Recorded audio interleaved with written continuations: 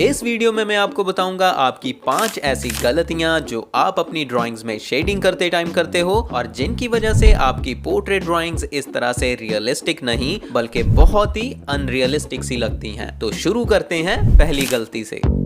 पहली गलती जो बिगिनर्स करते हैं वो है पेपर को बहुत ही कम ग्रेफाइट के साथ कवर करना, मतलब ग्रेफाइट पेंसिल्स को पेपर के ऊपर अच्छे से ना घिसाना। स्टार्टिंग में बिगिनर्स लाइट वैल्यूज और मिड वैल्यूज को ऐड करने के लिए जब पेंसिल्स को पेपर पे घिसाते हैं तो इस तरह से बहुत कम प्रेशर के साथ बहुत थोड़ी थोड़ी सी शेडिंग करते हैं, जिससे लाइट वैल्यूज तो छोड़ो मिड वैल्यूज में भी शेडिंग के नीचे का व्हाइट पेपर नजर आता रहता है और आपकी ड्रॉइंग्स इस तरह से बहुत ही अधूरी और बहुत फीकी फीकी सी नजर आती हैं। बिगिनर्स ये गलती दो रीजंस की वजह से करते हैं। पहला रीजन होता है कि स्टार्टिंग में बिगिनर्स के मन में ये डर रहता है कि वो ज्यादा शेडिंग करके या ज्यादा डार्क शेडिंग करके ड्राइंग में टोनल वैल्यूज को खराब ही ना कर दें। और दूसरा रीजन भी एक डर ही होता है। बिगिनर्स के मन में ये भी डर रहता है कि वो ज्यादा प्रेशर के साथ शेडिंग करके पेपर को ही खराब ना कर दें। और इन्हीं दो रीजंस की वजह से वो पेंसिल्स और अपनी स्किल्स को फुल पोटेंशियल तक यूज ही नहीं कर पाते। अब बात करते हैं इसके सॉल्यूशन की।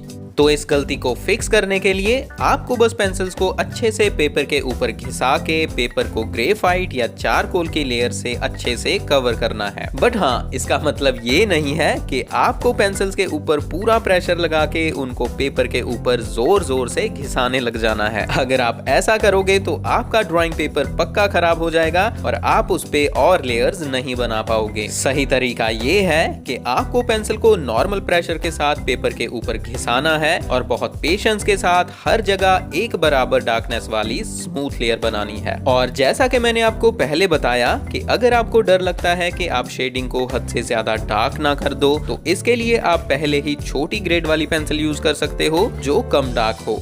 जैसे कि अगर आपको 2B ग्रेड की पेंसिल के साथ शेडिंग करते टाइम ये डर रहता है कि पेंसिल को ज्यादा घिसाने से शेडिंग हद से ज्यादा डार्क ना हो जाए तो आप 2B की जगह HB ग्रेड या H ग्रेड की पेंसिल यूज कर सकते हो। बस आपको पेपर को शेडिंग के साथ अच्छे से कवर करना है। दूसरी गलती बिगिनर्स करते हैं पूरी ड्राइंग में शेडिंग करने के लिए बस एक या दो पेंसिल्स को ही यूज करके, मतलब ज्यादातर ग्रेफाइट पेंसिल्स के पैक में HB से लेके 2B, 4B, 6B, 8B और 10B ग्रेड तक की पेंसिल्स होती हैं, बट बिगिनर्स उनमें से बस 2 या 3 पेंसिल्स को ही यूज करते हैं और इसी वजह से उनकी पूरी ड्राइंग में भी बस 2 या 3 लेवल की ही लाइट और शेडोज नजर आती हैं। और किसी भी ड्राइंग में लाइट और शेडोज के जितने कम लेवल्स होंगे, मतलब जितनी कम अलग अलग टोनल वैल्यूज होंगी, उतनी ही वो ड्राइंग फ्लैट नजर आएगी। इसीलिए अगर आपको अपनी ड्राइंग्स को 3D और रियलिस्टिक बनाना है तो आपको अपनी ड्राइंग्स में अलग अलग लेवल्स की लाइट और शेडोज को बनाना पड़ेगा और उसके लिए अलग अलग टोनल वैल्यूज को ऐड करना पड़ेगा। और अलग अलग टोनल वैल्यूज को ऐड करने के लिए हमें यूज करनी पड़ेंगी अलग अलग ग्रेड्स की पेंसिल्स। तो आपको अपनी ड्राइंग्स में जितनी हो सके उतनी अलग अलग ग्रेड्स की पेंसिल्स को यूज करके अलग अलग लेवल की लाइट और शेडोज को क्रिएट करने की कोशिश करनी चाहिए। और अगर आप समझना चाहते हो कि अलग अलग टोनल वैल्यूज को कैसे पहचानते हैं और उनके लिए अलग अलग ग्रेड्स की पेंसिल्स को कैसे सिलेक्ट करते हैं तो आप मेरी ये वाली वीडियो देखना, इसमें मैंने इसके बारे में फुल डिटेल में समझाया है। तीसरी गलती जब मैं बिगिनर्स की ड्राइंग में देखता हूं तो मैं खुद बहुत इरिटेट हो जाता हूं और ये गलती भी अलग अलग ग्रेड्स की पेंसिल्स को ना यूज करने से ही रिलेटेड है। तो बहुत सारे बिगिनर्स अपनी ड्राइंग में पहले हर जगह शेडिंग कर लेते हैं, लाइट डार्क या जैसे भी उनको समझ में आता है, और उसके बाद उनको रेफरेंस फोटो में जहां जहां पे लाइट वैल्यूज या लाइट दिखाई देती है वो अपनी ड्राइंग में वहां वहां लाइट को दिखाने के लिए इरेजर के साथ इरेज कर देते हैं। प्रो आर्टिस्ट जैसे हाईलाइट्स को बनाने के लिए इरेज करते हैं, वैसे ही बिगिनर्स लाइट वैल्यूज को बनाने के लिए इरेज कर देते हैं और इससे उनकी ड्राइंग में जो लाइट और शैडोज बनती हैं उनमें कोई भी बैलेंस नजर नहीं आता और उनकी पूरी ड्राइंग खराब लगने लगती है। तो इसका सॉल्यूशन ये है कि आपको अपनी ड्राइंग्स में लाइट वैल्यूज को बनाने के लिए बाद में शेडिंग को इरेज नहीं करना है, बल्कि शेडिंग करते टाइम ही लाइट वैल्यूज की जगह पे लाइट ग्रेड वाली पेंसिल्स को यूज करके लाइट शेडिंग करनी है। मतलब आपको डार्क शेडिंग करने के बाद उसको इरेज करके लाइट नहीं करना है, बल्कि पहले ही कम डार्क पेंसिल्स को यूज करके वहां पे लाइट शेडिंग करनी है। चौथी गलती मैं बोलूंगा ऐसे बिगिनर्स करते हैं जो बहुत आलसी होते हैं और ये गलती होती है अधूरे एजेस।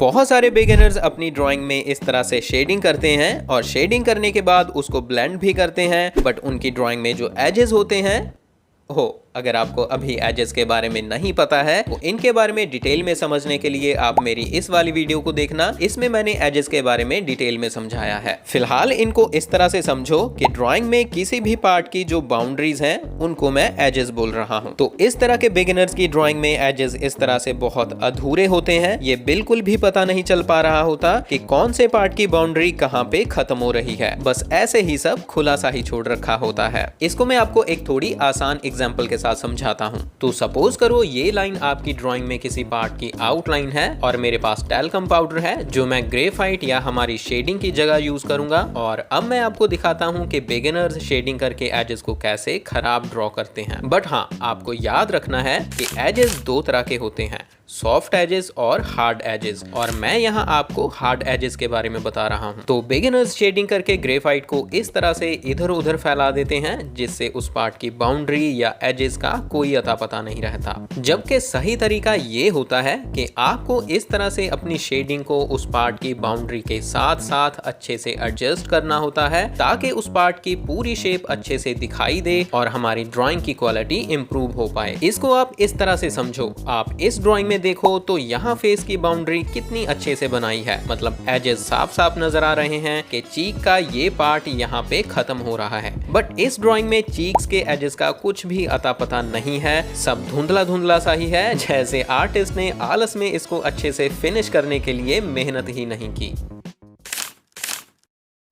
पांचवी गलती होती है बने बनाए काम को बिगाड़ना। मैं ऐसा इसीलिए बोल रहा हूं बिकॉज बहुत सारे बिगिनर्स शेडिंग अच्छे से कर लेते हैं, बट शेडिंग करने के बाद जब किसी ब्लेंडिंग टूल को यूज करके शेडिंग को ब्लेंड करने की कोशिश करते हैं तो इतना ज्यादा ब्लेंड कर देते हैं या फिर इतने ज्यादा प्रेशर के साथ ब्लेंड कर देते हैं कि उनकी पूरी शेडिंग खराब हो जाती है और साथ ही ड्राइंग पेपर भी डैमेज हो जाता है, जिस वजह से उस पेपर पे और शेडिंग करना भी बहुत ज्यादा मुश्किल हो जाता है।